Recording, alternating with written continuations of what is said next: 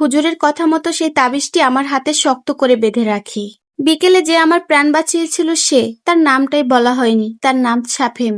আমার থেকে 10 হাত দূরে দাঁড়িয়ে এসে বলতেছে, তাইমা আপনার হাতে ওটা কি? আমি বললাম কোনটা? বলল ওই যে আপনার হাতে দেখা যাচ্ছে। ওমা, আমি হাতে তাবিজটা পরেছি, আমি ফুল হাতার জামা পরেছি, তার উপরে আবার ওড়না দিয়ে ঢাকা। তাহলে সে কিভাবে দেখলো যে আমি হাতে তাবিজ পরেছি? বিষয়টা আমার কাছে কেমন যেন ঘটকা লাগছে। তারপরে দেখলাম হঠাৎ করে তার চোখ দুটো কেমন যেন লাল হয়ে গেছে। আমি কিছুটা ভয় পেয়ে গেলাম, দৌড়ে আন্টির কাছে চলে গেলাম, গিয়ে বললাম, আন্টি, আমাকে যে হুজুর আজকে তাবিজটা দিয়েছিল সেটা কি আপনার ছেলে শাফিমকে আপনি বলেছেন? আন্টি তখন বলল, কই না তো, আমি তো এই ব্যাপারে শাফিমের সাথে কোনো কথাই বলিনি। তাহলে সে কিভাবে জানলো যে আমি হাতে তাবিজ পরেছি? তারপর আমি আন্টিকে সবকিছুই খুলে বললাম। তারপর আন্টিও কিছুটা অবাক হলো যে তার ছেলে তো এমন না, তার ছেলে অনেকটা নম্র ভদ্র। তাছাড়া আমি এই বাড়িতে আসার পর থেকে তার ছেলেকে কখনো আমি এইভাবে কথা বলতেও দেখিনি। তারপরে আমি আর আন্টি দৌড়ে শাফিমের রুমে গেলাম, গিয়ে দেখলাম দরজাটা ভিতর থেকে লক করা। তারপরে আন্টি জোরে জোরে দরজা নক করলো। তারপরে শাফিম ঘুম চোখে নিয়ে এসে বলল, কি হয়েছে মা, তুমি এভাবে নক করছো কেন? তারপরে আন্টি জিজ্ঞেস করলো যে তুই কিছুক্ষণ আগে কোথায় ছিলি? তখন সে বলল, কেন মা, আমি তো ঘুমিয়েছিলাম, সবে মাত্রই জাগলাম। আর আমিও দেখলাম তার চোখে মুখে ভীষণ ঘুম, সবে মাত্র কাঁচা ঘুমটা ভেঙেছে। তখন আন্টি বলল, তুই কি তাইমার সাথে কোনো খারাপ ব্যবহার করেছিস? তখন সে বলল, কেন মা, তুমি কি পাগল হয়ে গেছো? সে আমাদের বাড়ির অতিথি, আমি কেন তার সাথে খারাপ ব্যবহার করব? আর আমি তো আমার রুমে ঘুমাচ্ছিলাম, এই কেবলমাত্র তাকে দেখলাম। তখন আন্টি আমার দিকে তাকালো আর আমিও আন্টির দিকে তাকালাম। বাহিরে এসে আন্টি আমাকে বলল যে হুজুরের কথাটাই ঠিক, ওই জিনটা পাগল হয়ে গেছে তোমার ক্ষতি করার জন্য, তাই এই তাবিজটা তুমি কোনোভাবেই হারিও না। যেভাবেই হোক তুমি তোমার এই তাবিজটা হারিও না, তো সবসময় তোমার সাথেই রাখবে।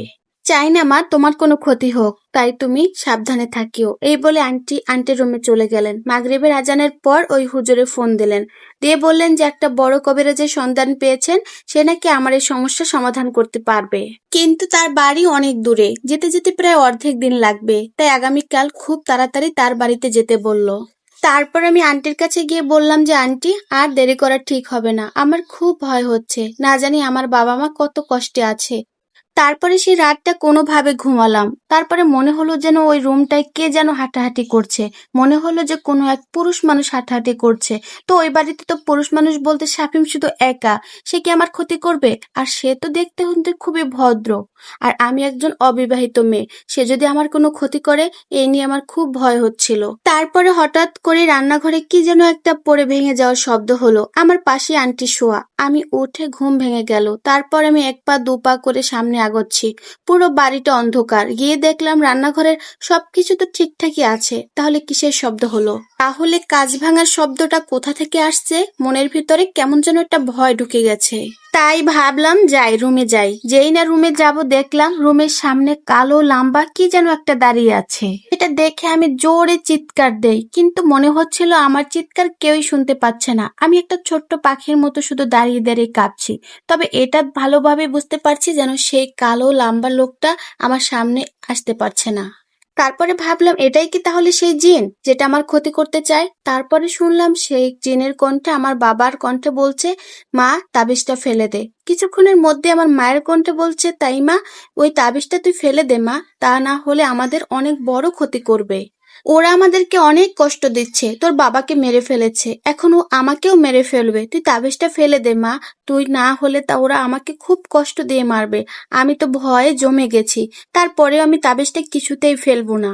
মুহূর্তের মধ্যে সেই জিনটা দিল এক ভয়ঙ্কর হাসি। ওরে হাসি, হাসি দেখে তো আমার গায়ের লোম দাঁড়িয়ে গেল। আর হাসতে হাসতে বলল, তুই তাবিজটা ফেলে দে, তা না হলে তোর বাবা মাকে আমি এক্ষুনি মেরে ফেলবো। এটা বলেই সে মুহূর্তের মধ্যে উধাও হয়ে গেল। তারপরে আমি ওখানে দাঁড়িয়ে শুধু ভয়ে ভয়ে কাঁপছি আর কান্না করছি। আমার কান্না শুনে শাফিম এবং আন্টি দুজনেই চলে আসলো। তারপরে আন্টি এসে আমাকে জিজ্ঞেস করলো, কি হয়েছে মা, তুমি এভাবে কাঁদছো কেন? তারপর আন্টিকে আমি সবকিছুই খুলে বলি। তারপরের দিন সকালে খুব তাড়াতাড়ি আমরা রওনা দিই হুজুরের বলা সেই কবিরাজের বাড়ির দিকে। সেই বাড়িতে যাওয়ার পথেও অনেক বাধা পড়েছিল, গাড়িটা বারবার নষ্ট হয়ে যাচ্ছিল, কিন্তু গাড়িটা একদম ভালো ছিল, আর ড্রাইভারের মনে হচ্ছিল যেন কেউ পেছন থেকে গাড়িটা ধরে রেখেছে। অবশেষে কবিরাজের বাড়িতে আমরা চলে এসেছি, মাত্র 5 মিনিটের রাস্তা। ওই বাড়িতে আসার পরে আন্টির ফোনে শাফিমের কল আসে।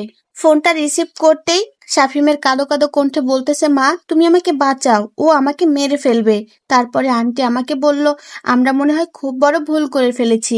আমি তোমার বিপদে না আসলে ও মনে হয় এখন আমার ছেলেকেই মেরে ফেলবে, আমার একমাত্র ছেলে। এটা শুনে আমি আন্টির পা ধরে কাঁদতে কাঁদতে বলি, আন্টি আর 5 মিনিটেরই তো পথ, আপনি ওর কথা একদমই কান দিবেন না, এ সব কিছুই ধোঁকাবাজি। অবশেষে আন্টিকে অনেক বুঝিয়ে শুনিয়ে সেই কবিরাজের বাড়িতে পৌঁছালাম। বাড়িটা একদম নির্জন স্থানে, কোনো আশেপাশে বাড়ি নেই। বাড়িটার দুপাশে দুটো বড় বড় পুকুর আছে। আর বাড়িতে ঢোকার সময় মনে হচ্ছিল যেন এখনই খুব বড় ঝড় হচ্ছে, সবকিছু ভেঙে চুরে একাকার হয়ে যাবে। তারপরে হুজুর কে যেন একটা পড়ে বাইরে ফিক্কা দিল, মুহূর্তের মধ্যে সব ঝড় সবকিছু উধাও হয়ে গেল। তারপরে হুজুর আমাকে দেখে বলল, তুমি তো খুব বড় জিনের ফাঁদে পড়েছো, ভয় নেই, ওর থেকেও বড় জিন আমার কাছে আছে। তোমার বিষয়ে সবকিছুই আমার ছোট ভাই আনোয়ার আমাকে বলে দিয়েছে, তুমি একদমই ভয় পেও না, আমি সবকিছু ঠিক করে দিব। এটা শুনে আমি একটা স্বস্তির নিঃশ্বাস ফেললাম। ওইদিকে তো আন্টি পাগল হয়ে গেছে, বারবার শুধু তার ছেলের কাছে ফোন দিচ্ছে, কিন্তু ফোনটা বন্ধ। তারপরে হুজুর বলল, একদমই চিন্তা করবেন না, আমার জিনকে আমি সেখানে পাঠাচ্ছি এবং ওখানে কি হচ্ছে সবকিছুরই খবর আমি আনছি। তার কিছুক্ষণের মধ্যেই ওই হুজুরের বড় পালিত জিনটা সেখানে পাঠালো। তারপরে সে জানতে পারলো শাফিম একদমই সুস্থ আছে, তবে কিছুক্ষণ আগে শাফিমকে খুব ভয় দেখাচ্ছিল। আর ওই শয়তান জিনটা শাফিমকে ভয় দেখিয়ে ওর মার কাছে ফোন দিয়ে সব বলতে বলেছে। তারপর হুজুরের ওই পালিত জিনটা পাঠাচ্ছে সে শাফিমের কাছে, যেন ওই জিনটা ওর কোনো ক্ষতি করতে না পারে। কবিরাজ বলল, যা করার আজ রাত 12টার সময় করতে হবে। দেখতে দেখতে রাত চলে গেল, এখন রাত 12টা 1 মিনিট। হুজুর তার উঠোনের সামনে বড় একটা বৃত্ত আঁকলেন, বৃত্তর এক পাশে হুজুরে বসলেন, তার সামনে আমাকে বসালেন। তার পাশে আগুন জ্বলছে আর বাহিরে বিদ্যুৎ চমকাচ্ছে, মনে হচ্ছিল ঝড় হবে আর গাছপালা সবকিছু উড়িয়ে নিয়ে যাবে। কিন্তু আশ্চর্য, শুধু সেখানের স্থানটা ওরকম, তবে আশেপাশে সবকিছুই স্বাভাবিক আছে। এরপরে কবিরাজ তার মন্ত্র পড়া শুরু করলো। বাতাসে আগুন বারবার নিভে যাবে এমন অবস্থা, কোনোভাবেই নিভছে না। অন্যদিকে কবিরাজের বাড়ির ভিতরে যে মানুষগুলো আছে তাদের বাইরে আসা নিষিদ্ধ। কবিরাজ ভালো করে বাড়ি বন্ধ করে দিয়েছে, যেন শয়তান জিন তাদের কোনো ক্ষতি করতে না পারে। কবিরাজ মন্ত্র পড়তে পড়তে ঘেমে একেবারে একাকার অবস্থা, তবুও তিনি থামছেন না। আমি শুধু আগুনের দিকে তাকিয়ে আছি। আগুনটাকেও মনে হচ্ছে জ্যান্ত, মনে হচ্ছে আগুনটা এক্ষুনি সবাইকে পুড়িয়ে একেবারে একাকার করে ফেলবে। মনের মধ্যে খুব ভয় হচ্ছে, কেননা কবিরাজ বলেছে সে জিনটা আমার মধ্যে প্রবেশ করবে। ওখানে বসার কিছুক্ষণের মধ্যে আমার হাতের তাবিজটি খুলে ফেলা হয়েছে, যেন ওই শয়তান জিনটা আমার মধ্যে প্রবেশ করতে পারে। এরপরে কবিরাজ তার মন্ত্র পড়া শেষ করে বৃত্তের কিছুটা অংশ মুছে দেয় এবং কবিরাজ সেই গোল বৃত্ত থেকে বেরিয়ে যায়। জিনটা গোল বৃত্তের ভিতরে প্রবেশ করা মাত্রই আবার বৃত্তটা একদম জুড়িয়ে দেয়, যাতে জিনটা আর বাহিরে বের হতে না পারে। তারপরে সে দুষ্ট জিনটা আমার ভিতরে প্রবেশ করে। আমার ভিতরটা যেন দুমড়ে মুচড়ে যাচ্ছিল। তারপরে আমি অজ্ঞান হয়ে যাই, আর কিছুই মনে নেই। বাকি সবকিছু আমি আন্টির মুখে শুনেছিলাম। আমি নাকি খুব পাগলামি করেছিলাম এবং আমি নাকি বারবার ওই বিদ্যুৎ থেকে পা বাড়াতে চাচ্ছিলাম। কিছুতেই সেই বৃত্ত থেকে আমি বের হতে পারছিলাম না, আর মনে হচ্ছিল ওই আগুনে আমার শরীরটা পড়ে যাচ্ছে। তারপরে সেই কবিরাজ সুযোগ বুঝে ওই তাবিজটা আমার হাতে বেঁধে দেয় এবং আমি সাথে সাথে অজ্ঞান হয়ে যাই। তারপর ওই বৃত্তের ভিতরে একটা কালো মুরগি প্রবেশ করায়। সেই জিনটি ওই বৃত্ত থেকে বের হতে না পেরে ওই মুরগির ভিতরে প্রবেশ করে।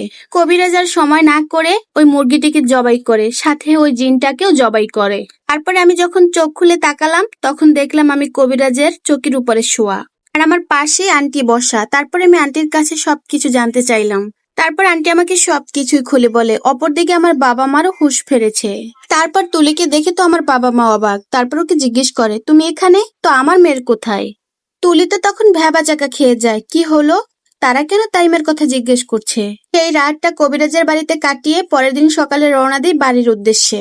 আমি সেই আন্টিকে আর তার ছেলে সাফিমকে নিয়ে আমাদের বাড়ির উদ্দেশ্যে রওনা হলাম। বাবা মা দরজা খুলে আমাকে দেখলেন, আমি কেমন রোগা পাতলা হয়ে গেছি। পেছনে দাঁড়িয়ে আছে তুলি। তারপরে আমি আর কাউকে কিছু না বলে সোজা আমার রুমে চলে যাই। গিয়ে তুলিকে জোরে একটা থাপ্পড় মারি, তুলি মাটিতে পড়ে যায়। তারপরে আন্টি আর আন্টির ছেলের কাছে সবকিছুই শুনে আমার বাবা মা। এই কথা শুনে তুলিকে আমার বাবা মা বের করে দিবে। তারপর তুলি বাড়ি থেকে বের হয়ে যাবে। তখন আমার পা ধরে অনেক মাফ চায়, কিন্তু আমি কিছুতেই ওকে মাফ করিনি।